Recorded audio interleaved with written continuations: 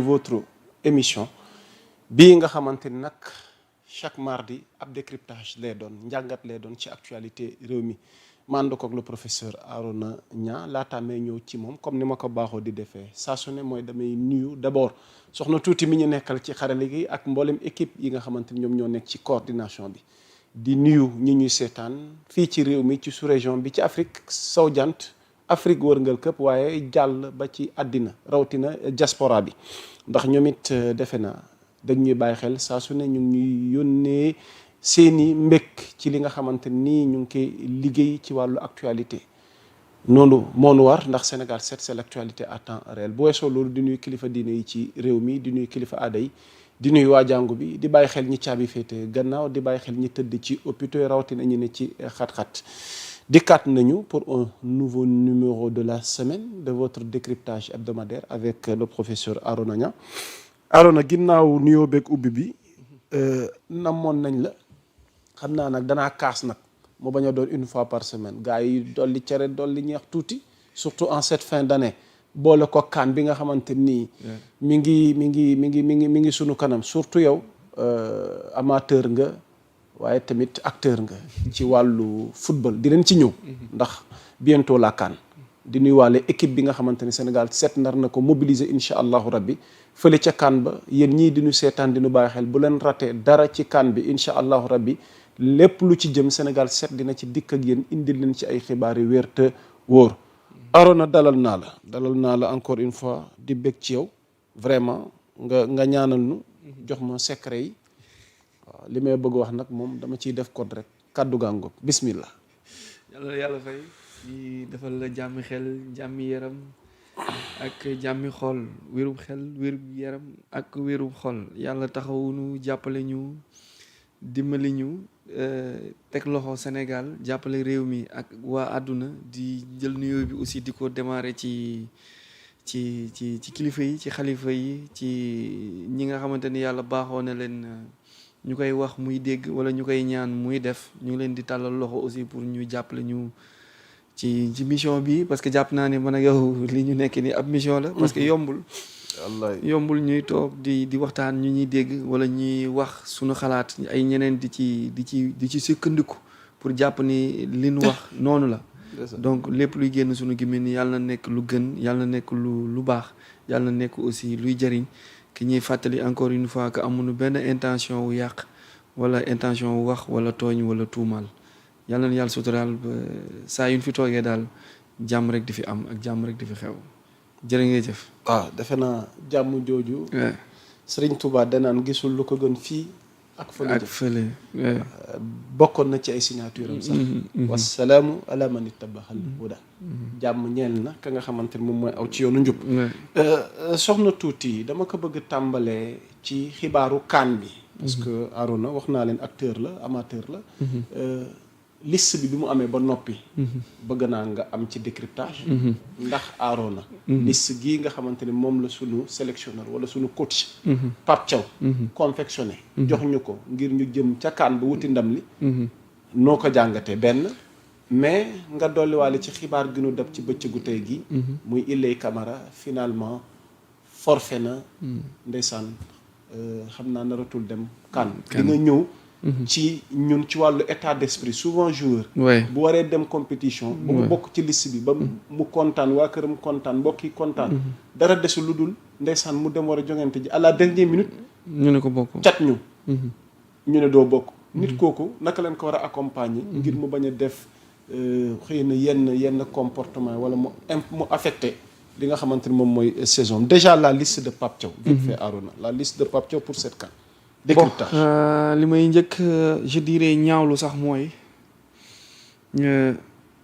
ni fédération doxalee ak Pape Thiaw parce que Pape il a parlé indirectement aux responsables du football sénégalais. moo di wax nga dëgg. oui quand il les a dit. waaw que du ma ragal. que sama décision dama koy jël sama bopp. ba mu mat sëkk. waaw que lii ma fii ma yegg si nii maa fi indi sama bopp. te il a parfaitement raison c'est d'après ces résultats la fa ñëwee parce que moom bi ñu koy indi équipe nationale yaa fi sës ak nan essayé rek moo fi sësoon boobu amul woon choix. ñu tegal ko benn ñu tegal ko benn deadline tegal ko benn cadran. ni ko lii daal boo ko réussir ñu dem ak yow boo réussirul lii ñu jëlee la fii parce que yow amoo calibre bi mu montrer leen le contraire de ñoom li ñu doon xaar ci moom. mu assuré match am yëpp gagné match yëpp qualifié Sénégal encaissé pas presque but.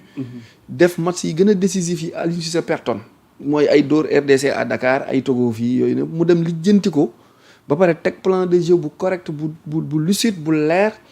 faire montrer aux Sénégalais que il a les capacités maintenant de gérer ba benn Sénégalais saagaatu ko dëggatoo kenn ku koy xas. mu imposé wu. am na ñu koy xas ci physique am ci façon ni ko yàlla bindee ci ay tànkam am na ñu koy xas ñi ko doon xas ci stratégie wala ci ni ko yow yaa fi yoroon ñaari tali doxul.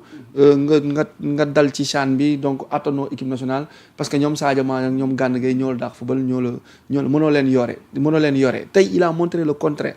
képp ku ko saagoon wala ku ko doon xas tey ruus nga parce que bu ñu demee tey ba yegg si fii. ñu jox ko sas ni ko on veut la coupe waxatuñu qualification CAN ak qualification mondiale léegi tegal nañ ko beneen cahier de charge la coupe donc c'est normal mu fàttali leen ñoom ñiy def pression ak ñi koy jéem naan ko jëlal kii bul jël kii ndax équipe nationale dafa baaxoo kenn ku ne di indi ay jouram loolu lobby boobu moom ak affaire bu déloyale boobu moom moo sonal sunu système yëpp fii tout achète. bugguma ci woon wax mais. oui mat nañu def ci taxaw seetlu. dañ def ko def yooyu ku mel ni Pape Thiaw dafa bëgg rompre ak système yi fi newoon. oui parce que lu tax mu ñu leen. seen lobby yi daan am ci suuf. si lu tax mu ñu leen seen liste 24 boobu du ma ko jël.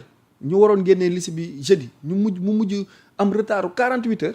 lan moo xew dans les coulisses. parce que ñii dañuy tenir 28 jours yi FIFA CAF da leen di jël en charge.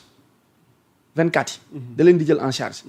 mais moom may na la CAF may na la ba 30 jours. ok mais 6 yi des wala 8 yi. wala 4 yi ngi ciy dolli.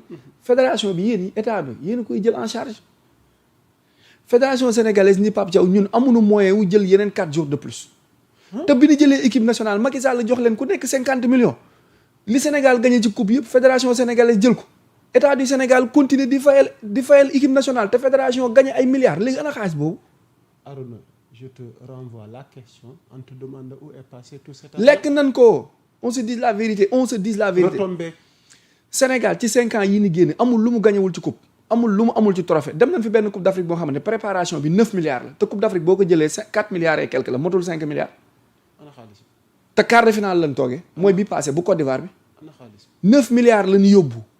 dem ñu dóor ñu quart de finale te même bu ñu jëloon coupe bi 5 milliards la ñuy am. ça veut dire que on investit à perte. ça veut dire que on investit à perte. mais loolu c'est extraordinaire tey bu demee ba Pape Thiaw laaj leen 4 jours de plus parce que dafa am benn équipe bu mu tàmm di liggéeyal. fédération amul les moyens jël supporter 4 jours de plus. te ñoom fu équipe bi dem ñu yóbbu ñu topp ko. fu équipe bi dugg ñu dem ak moom. lu équipe bi def ñu cëroo. lu équipe bi encaissé ñu boole leen ci ñoom même effort bi Sadio Mané di def ñoom dirigeants yi même récompense bi Sadio Mané di def effort ñooy tolloo parce que bi leen di séddale terrain yi ñoom lañ séddalandoo terrain yi ñoom lañ joxandoo millions yi Sénégal di gagné ay trophées di dem ay compétition di gagné ay primes di dugal xaalis état du Sénégal continue di supporter fédération sénégalaise de football te fédération sénégalaise de football siège bu baax bu normal bu présentable sax amuñu ko ak li sport du dugal ci xaalis lépp. ngeen bëgg jël benn Pape Thiaw bi nga xamante ni gëmu leen ko woon sax second choix ngeen ko defoon wala sax 4e wala 5e choix ngeen ko defoon mu dem ak yéen ba yegg ak yéen fii wan leen ses preuves ngeen bëgg tordre la main wala sa main ni ko non nii ngay defee bon il a raison c'est le sélectionneur c'est un manager de l'équipe moom les premiers responsables ci moom lañ dañ ko war a nangul kilifteefam nangu ko kilifteefam donc il a demandé une liste de 28 on lui accorde cette liste de 28 mu dem ak ses 28 gosses parce que yéen da ngeen ko jox cahier de charge ni ko on veut la coupe mënoo ni nit ki dañoo bëgg coupe bi ba pare mu ne man coupe bi pour moo indi ko il faut que mu sukkandiku ci 28 xale yi ngeen ne ko non jëlal 24 parce que 4 yi daf ñuy diisal ñun fédération bi amuñu seen billet d'avion seen transport seen hébergement seen restauration te fédération sénégalaise de football yàgg encaissé xaalis footballu Sénégal dafa am problème li ko commencé ci régional national Ligue 2 Ligue 1 fépp am problème parce que ni ñu jàppee football bi ak ni football bi waroon doxewul noonu football bi académie la léegi science la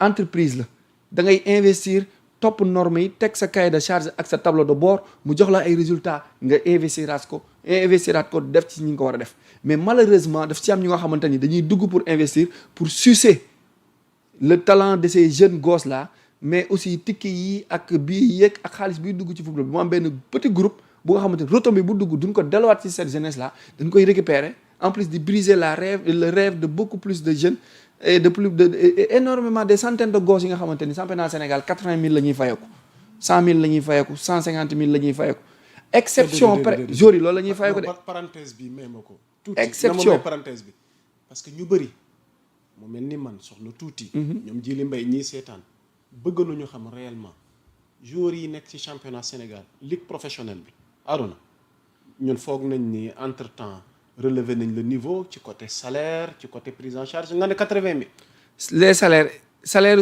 u équipe nationale salaire u championnat Sénégal waaw 75 000 50 000 sax am na 75 000 50 000 boo jëlee championnat Sénégal motuñu 10 jours yuy fayee ko plus de 250 000 300 000 jëm kaw groupe bu ndaw ñooy fayee ko plus de 250 000 jàpp 300 000 ñi si des ñëpp booy ay récompense su 60 000 50 000 75 000 80 000 100 000 lañ leen di jox ba pare ci enveloppe billetterie du sax jaar carte gab banque di la assurer nga mën a def benn sax prêt enveloppe ci suufu tribune yi ngay ñëw ñu compter nii ci enveloppe bind sa tur ni la signal fii nga signé muy 80 000 ñu lay dawloo du lundi au dimanche boo feebaree kenn du la faj. doo ci jëlee dara xanaa dëgg yi nga xam ni moo tax ñenn ñi di la jeex na ça dérange parce que quand tu as certaines vérités wala langue noonu ça dérange ñu am nu ñu comporté ci sa kaw. mais ça dérange mais xaw a doy waar quoi. si je me suis demandé lu xew. lii la du bon du soxor du iñaan du ñàkk fayda du dara lu nit mën a teg sama der doo ko dégg laaj chaque fois mooy defal lañ ñu bilan fan la xaalis duun ko def doo leen dégg mukk ñu def bilan et c'est partout hein c'est pas seulement le football le sport parce que boo nee le football c'est dans le sport c'est le sport d'une manière générale le sport sénégalais d'une manière générale l'éducation la santé mooy pilier wu fondement wu déroulement d'un bon fonctionnement d'un pays yëpp dafa am problème amul benn secteur bu nga xamante ni da nga fay fekk benn loyauté bi da nga fay fekk benn jub da nga fay fekk benn dignité pourquoi parce que y a une entité une petite entité wala un petit groupe bu nga xamante ni dañuy dund ci kaw les plus faibles. ok mais méthodiquement pour ñu avancer léegi nga daaneel ci kawu fédération bi. ak Lions yi léegi qu'est-ce qu'il faut retenir Arona ci CAN gii du jëm ni laataa ñuy ñëw ci forfait Ouleye Camara parce qu'il y a d'autres points yu ñuy xaar. Il a une très bonne liste. Il a fait une très bonne liste. En plus, la manière dont il a présenté, la fédération a présenté la liste, mais c'est magnifique. C'est extraordinaire. Okay, quand il parlait de Sadio Mané, voilà, comment dirais-je, Sadio Mané, ils ont fait allusion à un lion. Quand il parlait le nom de Edouard Mendy, il a fait allusion d'un baobab. Gana mu def référence au maçon, ciment, brique, di serré. Pendant ce temps ñi nekk ci commentaire ak ñi leen di seetaan di leen saaga mais yaa Moussa quel est ce problème de cette jeunesse sénégalaise. fekk comprendre ñu ils n'ont pas compris métaphore gi. mais pourquoi il insulte naan leen gaaw leen di yegg ci saaga yi ngeen def ni amul benn njëriñ. mais un mini reportage de 2 minutes. vers la fin chaque fois foog ñu def suñu. waaw wax ak ñoom wàllu kii wax ak ñoom. yow fédération sénégalaise def synopsis. def benn projection sur 2-3 minutes.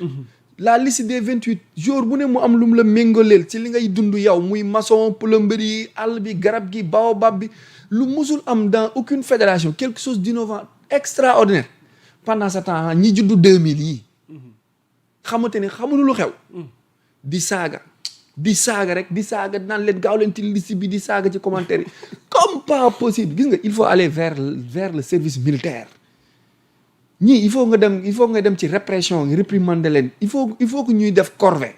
Cette jeunesse là il faut que les soldats. état bi def collaboration ak ñoom. pour qu'on redresse ce pays. bis bu ñu ko deful. ñi ngi wax vision 2050 gis nga 2050 ay baadoola ak ay jondo ak ay yalwaankat la ñuy créer. parce que ndaw mu formé wul amuloo dara yoroo dara xamoo dara mënoo dara doo taxaw fenn ba fay laaj dara te bu dara taxawee amoo dara loo ca def donc doo am dara léegi lan lay jur. société bu paresseuse société bu indigne bu déloyale société boo xam corruption mooy fay société bu nga xamante ni kenn du liggéey xaalis dañ koy lijjanti. société bu nga xamante ni tappale ak taf yëngal moo fi am. ak iñaanante ak soxorante. te loolu mënoon naa ñàkk il faut commencer à former à motiver cette jeunesse sénégalaise là. avant que ça soit trop tard. ok vite fait le cas d'Ouleye Camara forfait.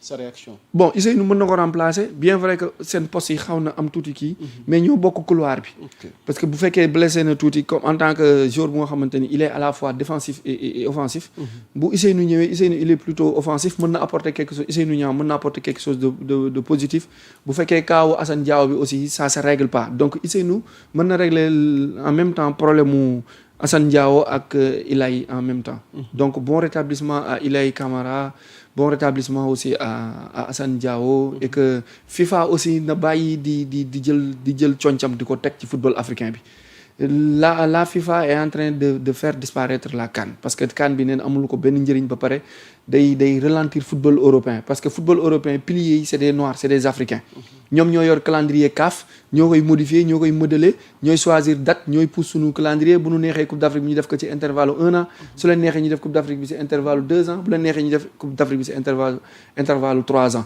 léegi créé nañ validé nañ Coupe arabe soo jëlee à une semaine avant la Coupe d'Afrique nga jël Maroc Tunisie Algérie Libye